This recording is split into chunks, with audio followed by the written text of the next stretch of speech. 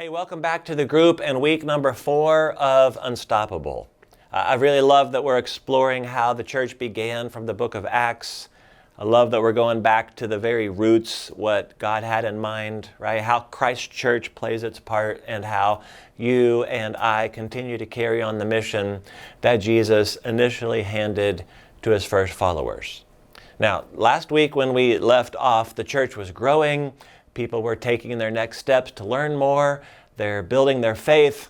They're together to encourage one another. They're sitting around the table, sharing meals together. They're learning to pray.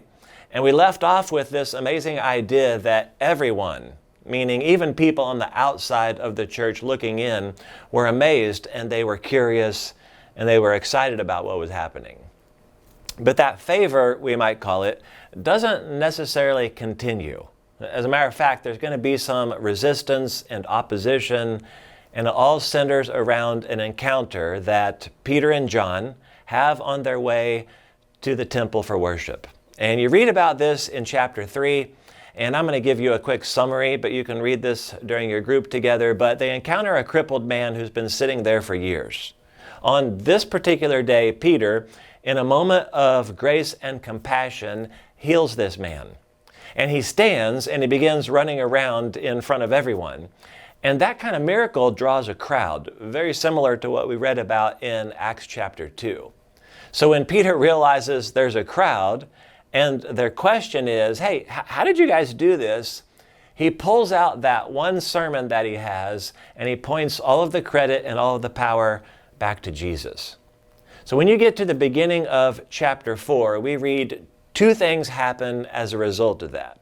One is that the church grew to be a super enormous mega church, right? It says 5,000 men have followed Jesus, which many people say probably represents 20,000 people.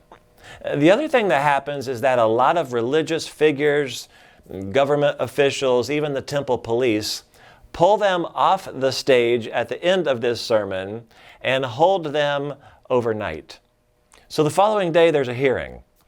And one of the amazing things for me is to consider that the very people who are now questioning them and opposing them are the exact same people. Not the same group, right? But the exact same people who did this very thing to Jesus.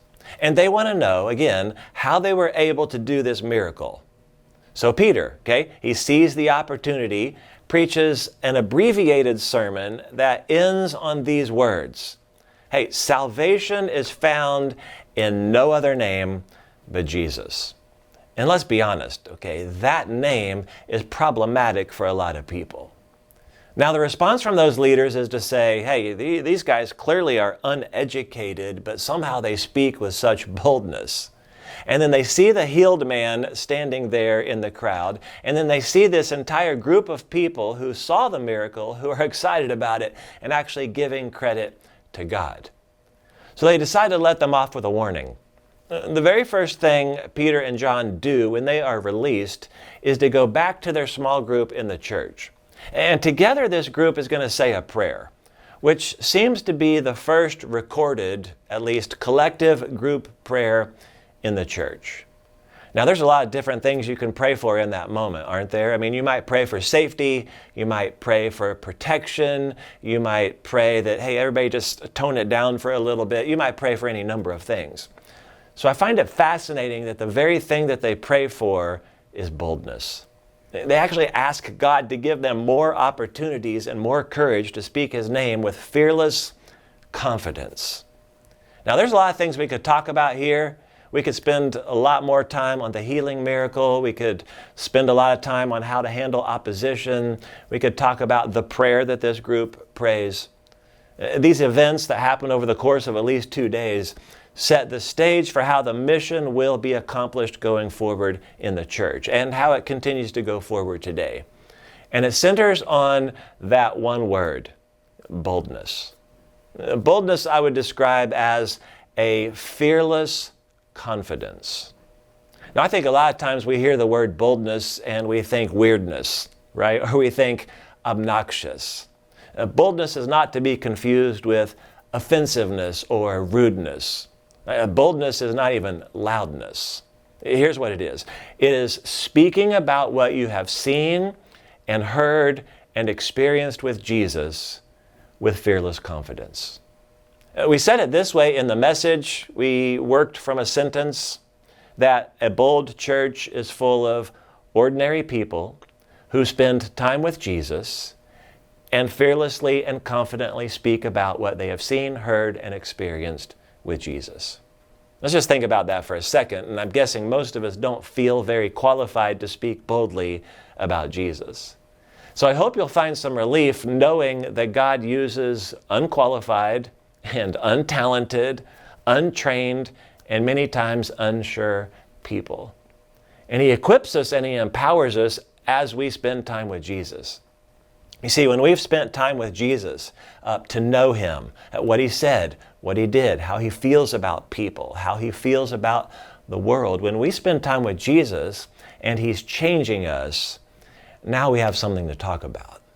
And we can speak confidently about what we've seen and heard and experienced as opportunities present themselves.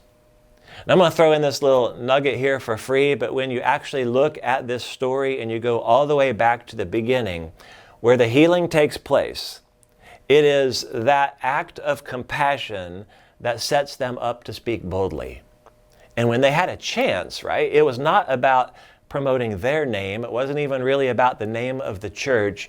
It was all about the name of Jesus. Now, there's a whole lot to think about here and discuss so that you can take your next step when it comes to boldness. But if you were to pray for it, right, truly ask God to give you fearless confidence and spend your time with Jesus so you're being changed, find ways to show grace that set you up to deliver truth, the mission of the church will continue in our lifetime, and it will spread in this community.